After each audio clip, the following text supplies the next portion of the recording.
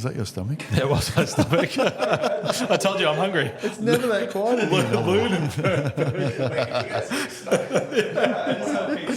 Lunenburg burger. Anyway. What a great way to start that. This is the Meaning Business Podcast, your go-to source for business tips, advice, growth, and exit strategies, hosted by Bruce Kudry and Peter Spinder. Each episode, we bring you real stories, expert insights, and practical advice to help you succeed in today's market. Let's dive in. Part of what we do here at Meaning Business video podcast series for business owners is to talk about stories and share experiences and the like. Yep. So one of the observations that I wanted to share with you, Bruce, and I'm sure you would have seen this yourself, is someone decides that they're going to get into business. They might buy a business, they're starting a business. However that transpires, they get into that business. And usually what tends to happen is the energy's high. They're energetic, enthused, they've got these great plans, and they're going to do this, that, and the other. They're eating, sleeping, breathing, dreaming about it all the time, yeah. Everything to do with that business. Consumes their life, yeah. And over time, they actually start achieving things. They start achieving some of the goals, and they start seeing the traction, and they're gaining this momentum as they're moving forward, and they get obsessed with it. And then quite often what tends to happen is they achieve a certain level, and they tell themselves, I've done it. And they pull the throttle back. They push or pull the foot off the accelerator, and they just start to cruise. And quite often, I've seen this time and again, they stay in cruise mode. And next thing you know, days turn into weeks, into months, into years. They look around and they think, oh, geez, I've been left behind. What's going on? Why am I in this situation? I used to be so successful. What happened to the business? And what has tend to happen is they've lost the momentum. And by losing that momentum, they lose their competitive edge, because guess what? Your competition isn't going to slow down just because you've decided to slow down and take a break, or you've decided that you've done well enough. Exactly. So today is all about momentum. Absolutely. And we're going to start with watching two videos that highlight this, really very, very pointed videos. Now, for those of you listening to us on the podcast, we'll include the video links down below. And for those of you watching, you're going to see me reach across and go away from the microphone. Can't hear him now. Take my word for it. There's a moral to this story. Yeah, it looked like a coronation for Tonche Pepio. He's getting the crowd. He wants the crowd to cheer. Look at him. I'm winning. You can't. And you Look at that. see his face, and you don't know how did you feel? 22, you'll never make that mistake again. He was 22, right? Yeah. And then that's, Have you got another one? I do. I'll show you the other one. Yeah. These are some of the lessons that, we learn the hard way sometimes. Jake Oddie, Jordan. So we're watching the guy in purple, right? Yep. I know, they're already blasting his way around the bed. Pearson putting up a good challenge on the outside, but he's no doubt. Look at him go. Let him go. Play of sprinting from the young Briton. Killing it. It's absolutely phenomenal. And he's just easing up. What's happened here? That was an absolute disaster for And he took his foot off the pedal. This is in the combination. Too early, and half the field swept past him before the finish line.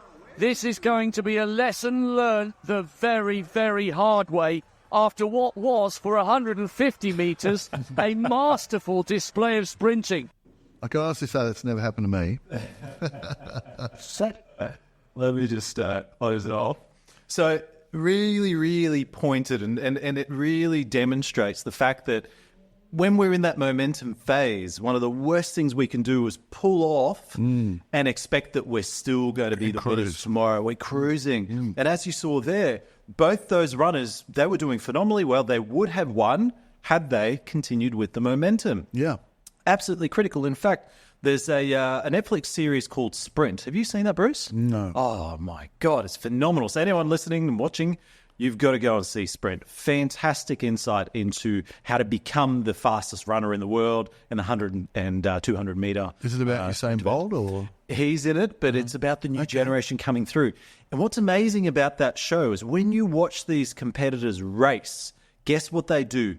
They don't just sprint all the way to 100 meters. They will sprint through by another 10, 20, 30 meters and keep sprinting. They don't stop at the line. It's so powerful. And the same thing happens in business. Now, here's the thing with those two runners that we just saw in the video. In order for them to get to that competition, they've already trained hard. They can do it. They've sacrificed. They clearly were in their element. Yep. So they'd already done the hard yards, just like a business owner when they buy a business, when they start a business, they're doing the hard yards. Yep. And so in order for that runner to be there, they're already achieving. They're successful. So the business owner in that sense, they're doing well. They're selling burgers and croissants and whatever they're doing it very, very well. But here's the but. If you then go, you know what?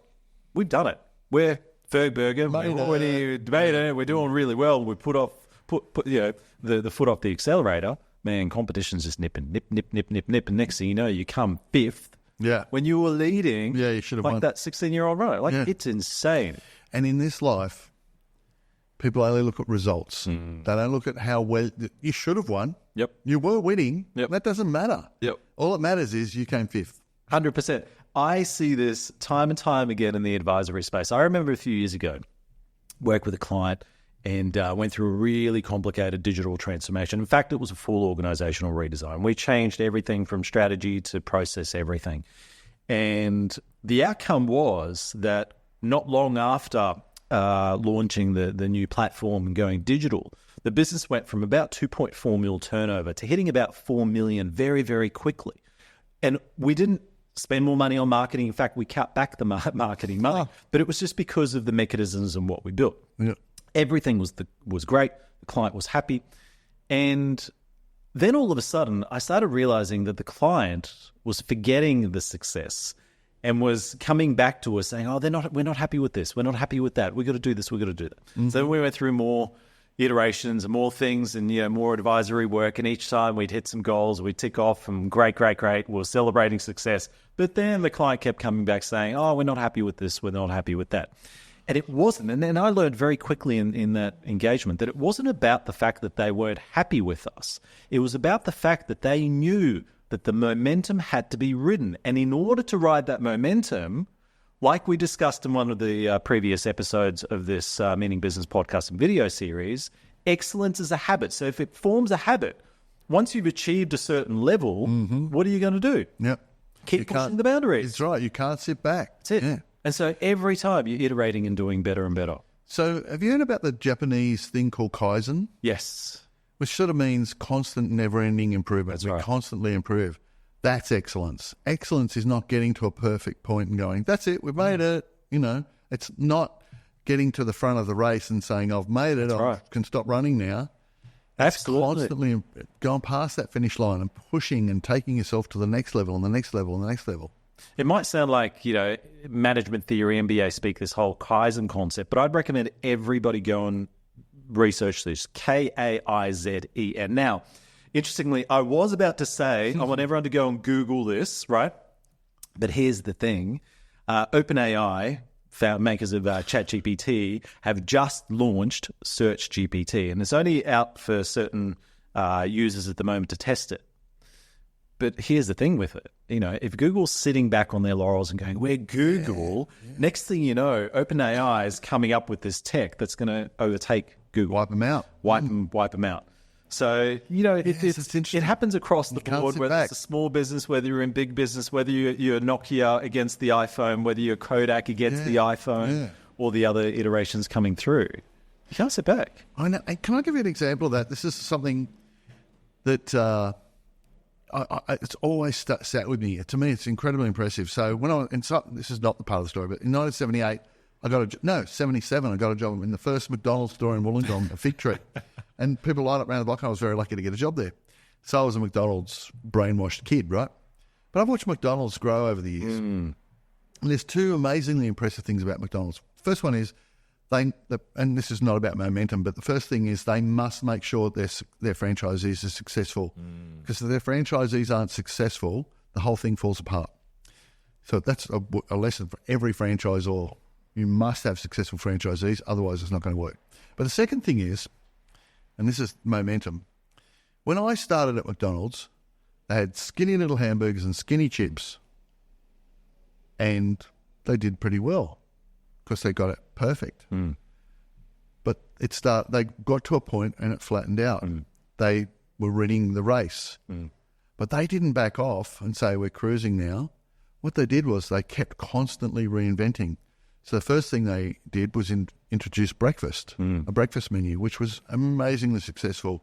I don't know if people remember, but they had scrambled eggs. They don't do that anymore. Yeah, I remember. They had hot cakes. Hot cakes were like on the plasticky foam styrofoam trays that they had. And they didn't have cappuccino or coffee making machines. They had like filter coffee. Yeah. But McDonald's breakfast was incredibly successful. And then they've sort of leveled out, but they didn't back off. They brought the drive-through in, and the drive-through was incredibly successful. And they've just kept reinventing. And then they added a McCafe, incredibly successful. I don't know what the next iteration is going to be, and it could be the end of it. But if they didn't keep reinventing, if they stack with those skinny little chips and little burgers, no breakfast, no drive-through, no McCafe, that business would probably be gone. Absolutely. And this week, Carl's Jr. in Australia has gone in receivership. And that's what happens if, you don't get to that level, you don't pay attention to the details, and you don't constantly reinvent. But the other thing here's the key to me. So McDonald's is a great example of not only getting momentum, but building on that momentum. And to get momentum, to create momentum, you need to build in the first place. That's right. So it's not just the momentum, it's the building and maintaining the momentum. So in essence, if you don't build to get to momentum and then build to get above that, you'll lose it all. Never achieve it. So what's interesting about what you're explaining is that it's actually very similar to, so this is me going back to my studies and thinking, okay, what was that concept? I think it's called Kotter's change management concept.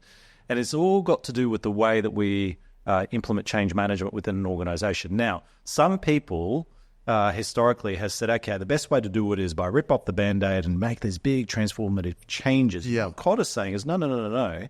Let's do it in these step-by-step incremental ways where we might freeze a situation, unpack it, make some change, restart again, okay? And then we're moving forward, then we plateau again, then and it's all about the incremental 1%ers. And if you look at, the 100-meter sprint or 200-meter sprint, how much time separates first and last? Yeah. Not a lot of time. Blink of an eye. Exactly. And so it's not about these big, massive changes. It's all about momentum is all about these tiny incremental things that we do every single day, including keeping an awareness of what's happening in the marketplace. So give, McDonald's as an example. If management weren't aware of what's happening in the marketplace, trends in consumer habits, such as more people turning away from fast food towards healthier food, they wouldn't have come up with the salad options, which some people do purchase at McDonald's. Yeah. McDonald's, I don't know if they can maintain it. I hope they can, but they've done incredibly well over since 77, whatever how many years that is. They've done incredibly well to be the leader. But another example of great incremental improvement is Porsche. So Porsche is the richest motoring brand in the world. Okay. And Porsche is owned by Volkswagen Group. In fact, Porsche, the brand, is the most successful part of the Volkswagen Group, which is Audi, Lamborghini, Bentley, Volkswagen, obviously, Skoda, many brands. And Porsche is an incredibly successful thing. And in my view, it's all built on incremental change. So in 1956, I think, they came out with this thing called the 356 Porsche, and it's basically just morphed by incremental change. Yeah, I remember that original design. But it hasn't really changed, right? It's like a squash Volkswagen. Yeah. It hasn't really changed. It's just got wider. And this year, this last few weeks, have just brought out a new model, which has got a hybrid electric engine in the gearbox. But it's a slight change, and they're just, they're honing it every year. Yeah. So it just keeps getting better and better and better. What a great example. Absolutely. And then that goes back to what we were saying before, that when it comes to momentum, it doesn't have to be big, earth-shattering things. And actually, if I look at what you've done within Benchmark Business Sales over the years, I've seen, I don't even know, maybe a dozen versions or more of the website now. And why is that? It's because it's constantly, we're iterating, we're constantly evolving. The logo has changed over the years from one version to another. But in fact, you can see the evolution of the logo. And Jay, at the moment, our videographer from Verona Media, he's here and he's actually been involved in a lot of that change. And it was always these little, subtle little things that have occurred to get us to where we are. And I can pretty much guarantee you that in 5 years' time, if we look at benchmark business sales, benchmark business advisory, it'll look nothing like what it is today, but it will look like what it is today. So it's this morphing as we make incremental change over the years. And you've got to, and that's not without its problems and challenges, right? But you're right. So we started as benchmark, and we still benchmark business sales is the main part of our business. But then we had to develop business valuation, so that's a separate part of it. And upside business sales, where people can sell their own business, and benchmark corporate.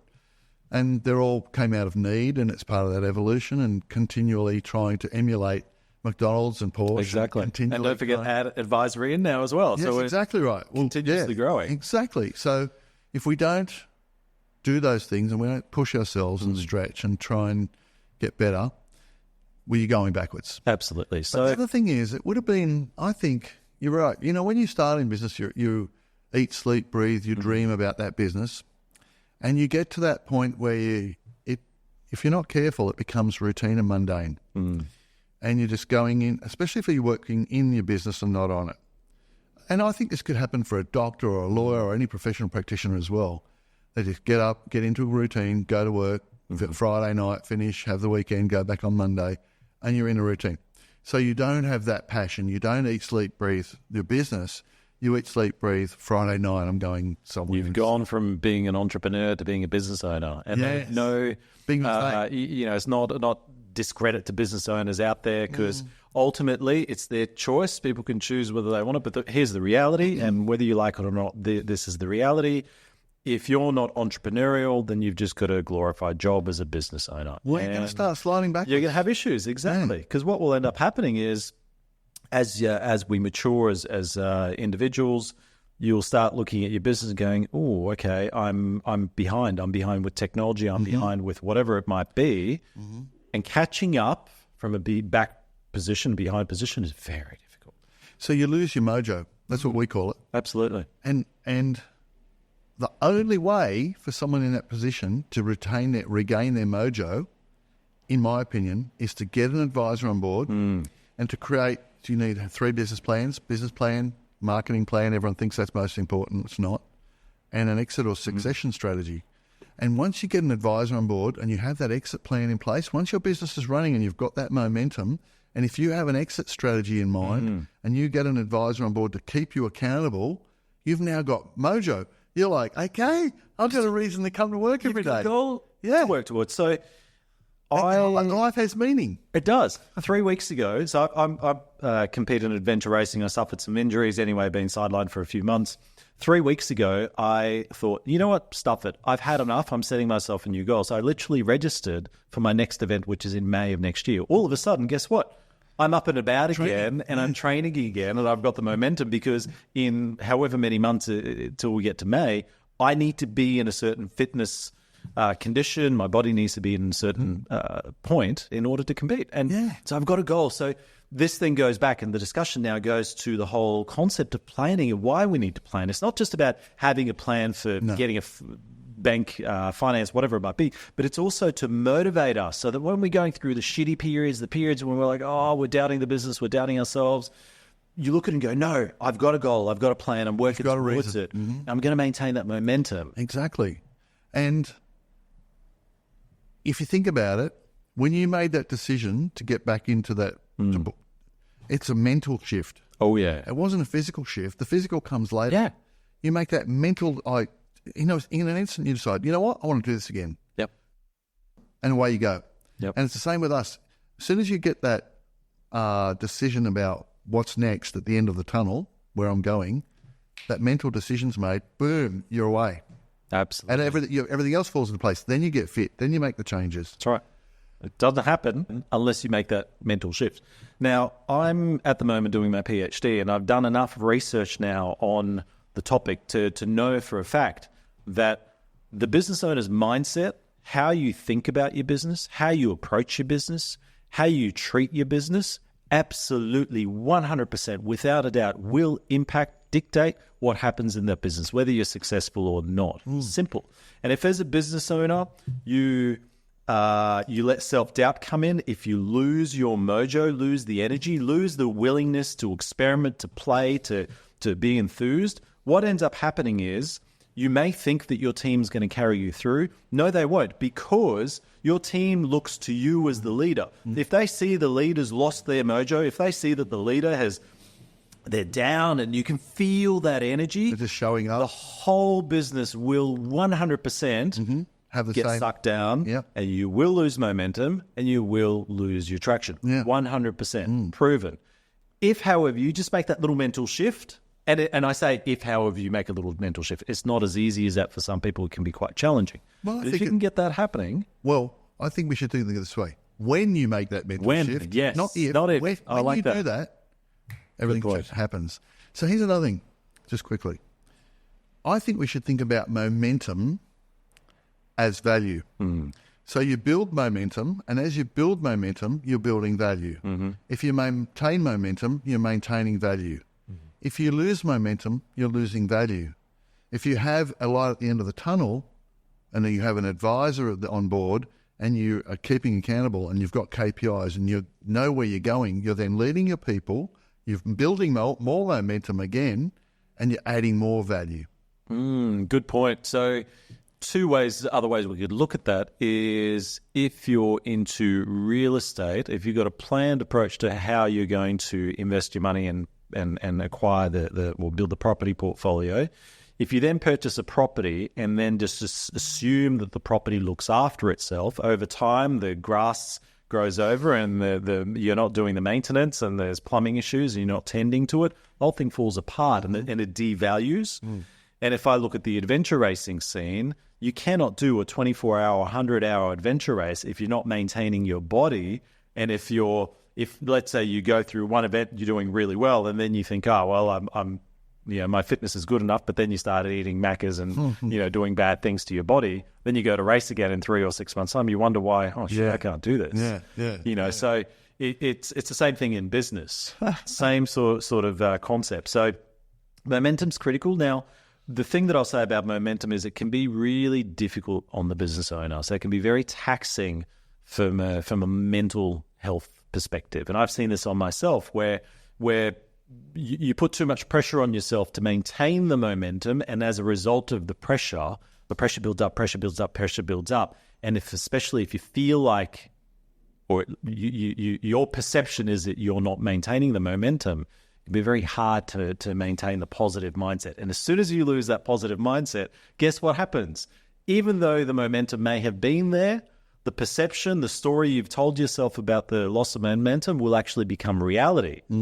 Because you've seen that to be the perception, even though that's not the case, and all of a sudden you've turned it into reality. And so you've just self-reinforced, now it is. It's reality. See, I told you. Yes. You're But in saying fact, it to yourself. That wasn't the case. It's like body, what do they call it? Body dysmorphia. Yes. Someone looks in the mirror and they're not happy, they're never happy, even though they're not seeing the fact that, you know what, you actually look fantastic. It's just your perception, and you're letting that impact influence what you do next and how you think about yourself. So when you talk about that, you're talking about a business owner who's in their own head. They're alone. If you have somebody beside you that's helping you Correct. to believe in this vision that we have, that there's no turning back, this is the right path, stay on the path, you're going to get there, and this is how it's going to work, then you're going to do it. And you won't have those doubts, and you won't second-guess yourself, and you won't talk yourself out of it, and you won't lose that. You won't have that dysmorphia when you look in the mirror. You go, you know what, I'm confident, I'm humble, I'm confident, and it's going to happen because I've got the plan. You've nailed that on the head. And in fact, the proof for that is watch Sprint on Netflix. And you watch what happens. The relationship between the athlete and the coach is just incredible. Now, the Jamaican team have got this coach. And I won't tell you about the coach. I want the viewers, listeners, and yourself for us to go and have a look at this coach. Now, if you looked, and I don't mean to be disrespectful to him, but if you looked at him, you go, why are you coaching him or her? But when you listen to what he says and how he says it and the impact he makes up here mentally, then you realize, wow, you are an amazing coach. Like, this guy's just amazing. And it goes back to exactly what you just said. It's about having someone on your team who can guide you, who can correct you, who can steer you, who can keep you positively motivated. And that's why Usain Bolt and all the top athletes, every athlete has got a coach. Why? Because we need the guidance. It's just we're human beings. So the guys that you think don't need a coach are who are the best in the world. They have the coach. They rely heavily on the coach, right? That's right. The best rugby league players, the best cricketers, they all have coaches. Absolutely. And the amateurs, I don't need a coach. Oh, what would they know? Oh, they've never made this and that. Well, hang on a second. It's not about whether they've made this or that. It's about how they can influence you and see you, help you see things from a different perspective and bring a fresh approach to the business. Well, you just said something about the coach. It's what they say because it's mental. And what happens is once we believe and visualize the result, which the coach often gives us that vision and that belief, we're then a great leader of our team because we've got vision and belief. When this is where we're going, everybody, come with me. Everyone buys in and goes ahead. That's what you've got to have. But you can't get that if you don't have that visualization, and that creates the belief and makes it happen. That's right. So I don't think any successful business person is on their own. All of us have got to have somebody else to talk to, relate to, correct us, keep us on track. A good business advisor is your personal psychologist. Yeah. As simple as that. And I spend, when I'm working with clients nowadays, I reckon I'd spend most of my initial engagements on psychology, changing behavior, changing mindset, and not just the business owner, but taking the business holistically and changing the entire organization. Yep. And unless you do that, any efforts to improve, any efforts to do anything else are futile because the people are not on board. And if the people are not on board, it ain't going to happen. Yep. So 2 days ago, I was having breakfast with a guy named Morris Wallen, who's a great business broker from Melbourne. And we were talking about how everything is psychological. If that is true, then you need someone to keep your mind focused and visualizing. And it's all about our mind and mindset and the mental situation. So, having a good advisor who understands the psychology and what's going on is so important. It's so beneficial. Absolutely. So I guess in wrap up of what we've discussed so far today, so we talked about momentum and the power and the impact of momentum. And really, if we go why, and we dig deep into it, it really goes back to you. You, whoever's listening to this, watching this, you, the business owner, it actually goes back to you and your mindset and how you're approaching the business, your perception of the world around you, of the business, and the realities, whether they, match or whether they hit heads. And so sometimes, actually not sometimes, all the time, we need to be willing to open up our minds, take feedback from other people and work with other people and seek advice and seek the guidance of other people in order to move forward and maintain that momentum. So you don't end up being one of those runners there where running, you're celebrating success, and you look around, next thing you realize, shit, I've done nothing yet. I've done nothing. Or you don't become a, Nokia story where you're That's like, right. oh no, what happened? That's so right. What do you think, Bruce? What's the number one thing that listeners, viewers should take away from this? Number one is momentum equals value. Number two is there's a guy, Bradley Charles Stubbs, the coach whisperer, who's helped many people in coaching, and he is an incredibly powerful, polarizing person. But he said to a guy, Michael Maguire, after he won the semi-final or getting in the grand final, who they were all celebrating, he said, "You've done nothing yet." Yep. And he said to other coaches, he's challenged them, "You've done nothing yet." And really, so it's just like that guy who's celebrating early, don't celebrate too early. Even winning one premiership's not really enough. Let's get two, let's get three. So, once you achieve that goal, you've done nothing yet. Let's go for the next thing. And so it's not just, so momentum is building. Momentum is value, and if we can build momentum, we can build value. And in fact, what you just said actually resonates very well with the Sun Tzu sort of methodology in terms of the way Sun Tzu and his art of war. And we know that a war isn't just one fight. It's multiple fights, multiple times. It's a series. And so, you might lose battles, but ultimately you can win the war. But the only way to win that war is if you maintain that momentum, if you're willing to accept what the battle is, learn from whatever you learned in that battle and go, right, we're going to do it again. Arm the troops, get everyone enthused and excited, and keep moving forward. Exactly. Thank you, Bruce. I think that was... All right. Oops, I'm getting all excited here, ripping off the head. All right. Thanks, Pete. Till next time. Actually, before we wrap up, I'm going to interject here before we wrap So I up. want to find out more. Here's our little advert. If you're looking to sell or buy your business, talk to Benchmark Business Sales, benchmarkbusiness.com.au. And of course, from my perspective, if you're looking for the best advisors to work with you and your team, talk to us at benchmarkbusinessadvisory.com.au. Anywhere across Australia. Gotta love my radio voice. That's great. All right. Thank you, everyone. Cheers. Cheers.